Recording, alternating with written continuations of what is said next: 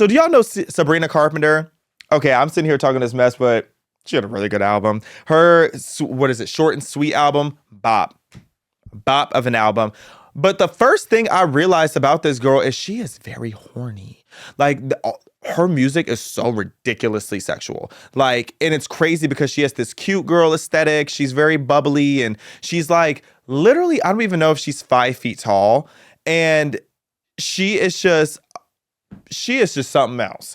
And her songs just feel like you're walking through Candyland. Like, you know that song Espresso, Please, Please, Please, Taste, like all massive top 5 hits on Billboard that came out last year. Well, Sabrina was getting a lot of flack on Twitter, or AKA X, because she debuted a new position at her concert recently, which is a gimmick of hers. Every concert she does, or every major concert she does like some really hypersexualized position while doing the show. And this is the one that had people, especially the people of France, up in arms.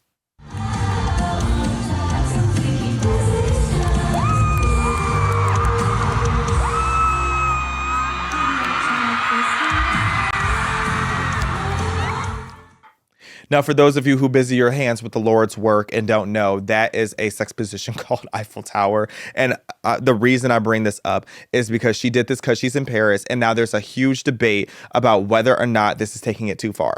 And a lot of people are mad because their children are there. And Sabrina Carpenter has a very large audience of children. But first of all, I find that hypocritical of the parents, because, and not just for the reason that a lot of you already can tell, I'm going to say, but for the sole fact that I can't stand how boomers and even Gen X isn't boomers, right? I think boomers is before Gen X. However, even all of y'all, millennials too, all of y'all are always trying to act like these new artists are way too sexualized, as if Madonna didn't exist in the 80s and 90s. She still exists to this day, obviously, but the fact that you had artists like Madonna she released literally an entire sex book in an album called Erotica, where she was just being nasty and freakalicious all over the world, and you're acting like Sabrina Carpenter is the first to be sexual on tour. I mean, Britney Spears, she was like 18 and being hypersexual. At least Sabrina Carpenter is 25. And the women aren't the only ones either. James Brown, super freak. Have you really listened to the words of a James Brown song? So a lot of these prior generations, and even like the rap old heads talking about how these new girls are too vile. At least I'll honestly say too, Lil' Kim was the most ratchet of them all. Foxy Brown was a nasty gal too. So a lot of these old school artists were just as nasty and freaknicky, but Freak Nick, for those of you who know Freak Nick, all of y'all were nasty. Y'all were nasty last century too. So don't sit here and play like Sabrina Carpenter is the only one. But what annoys me is that there was this huge argument with people writing think pieces of saying that Sabrina Carpenter needs to be mindful of the fact that her audience is full of children. Her audience being filled with children is not her fault. Okay, yes, she has this very cutesy aesthetic, but nobody told the parents to take your kids there.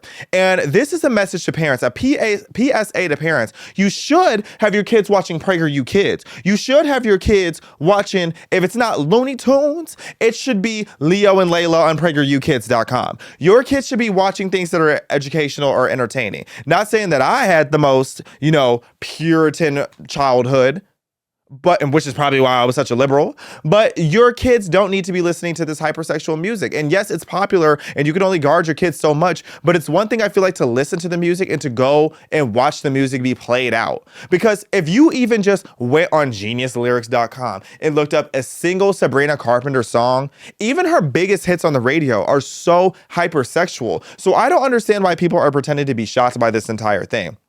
I pulled up just a couple lyrics from the song that she was performing there called Juno. Bop. Certified bop.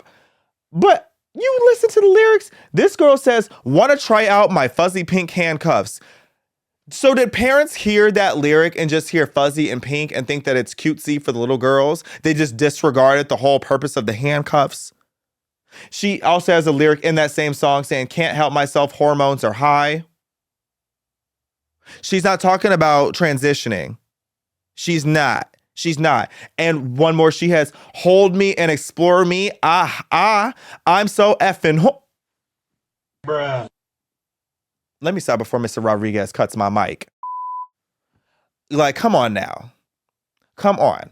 You heard these lyrics and thought, this is where I want to take my little girl. And if you do, then cool for you. But don't come on Twitter complaining that you're mad that you went to this show with your daughter and now you feel like your daughter saw all this like hypersexuality. Okay, Sabrina Carpenter's target audience, based on her lyrics, is not 12-year-old girls. Sabrina Carpenter's target demographic is 5'2" horny freaks. And y'all should have been aware of that already.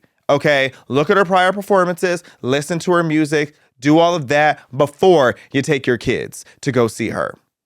And now, last thing I want to talk about, speaking of France, is our goofy of the day, Paris. Actually, not just Paris, the whole nation of France is the goofy of the day. So let me give y'all a quick little history lesson because some of y'all don't read your history books these days and it shows, no shade. But the Statue of Liberty, you guys know, Statue of Liberty, Lady Liberty out there on Ellis Island. Shout out to the Statue of Liberty. So the Statue of Liberty was actually a gift from France back in 1886. It was a gift to the United States as a symbol of friendship between the two nations and a celebration of American democracy after the Civil War. Now, there is a French politician by the name of Raphael Glucksmann, a French member of the European Parliament, and he is claiming that America no longer embodies the values of freedom and democracy and that it was meant to represent. And it is just so funny to me that France is all up in our business. They have so much nerve and audacity. So this guy cited that the U.S. foreign policy shifts under President Donald Trump, particularly when it comes to redacting or reducing some of the support for Ukraine against Russia and the cuts to the federal funding of scientific research that is going to all the woke causes that France is pushing for, that was evidence of the shift. I will say he did later clarify on X that he didn't mean to literally take back the Statue of Liberty. He wanted to take it, he meant that statement to be symbolic and that it was intended to be a wake-up call rather than a literal demand for the statue's return. But it's like, you're probably backtracking because you knew that was not going to happen. You can't just repo the Statue of Liberty, okay? This is not Section 8. This is not Section 8. We were this close to being the United States of Section 8, but this is not Section 8. You can't just come and repo our statue like it's some car that we missed the payment on. That's not going to happen. And, you know, shout out to Caroline Levitt. I'm obsessed with her. She's doing such a great job. She clapped back when this reporter asked her about it, and I just need you to hear what she has to say because it had me rolling. Something different. There is now a member of the European Parliament from France who does not think the U.S. represents the values of the Statue of Liberty anymore. They want the Statue of Liberty back. So is President Trump going to send the Statue of Liberty back to France? Absolutely not. And my advice to that unnamed low-level French politician would be to remind them that it's only because of the United States of America that the French are not speaking German right now. So they should be very grateful to our great country. Kelly. Caroline Levitt, who raised you? I want to know who raised her. Why do I feel like she was raised around a bunch of sassy black aunties? Because her clapbacks are like Aretha Franklin level and just so classy yet so shady. It's like there are only a handful of white women with that level of clapback in them. It's so quick. She's so witty. But then again, let me not sleep because I know a whole lot of old white grannies that are very sassy and very witty. Whoever raised Caroline, shout out to you. Shout out to you because I just love how quick she is on her feet and she shut him down with all that shade as she should and had the history to back it up too. I know that's right. But really, France needs to mind their business. Okay, France is always up in our business and worry about what we got going on and issues that we have. And we might not be a perfect country, but at least we haven't gone through 4 prime ministers in under a year. Okay, y'all are worse at committing to a prime minister than Jennifer Lopez is at committing to a man. Okay, y'all are going through a cycle. Y'all might as well have Taylor Swift be the prime minister next because you're going to get rid of her anyway. Okay, these people cannot keep a prime minister. Again, America only has so much room to talk because we got a lot of debt ourselves. But France, you are a very small nation compared to us. Why is your national debt over 3.2 trillion euros? You are out here spending like your whole country is royalty. But really, you guys are broke.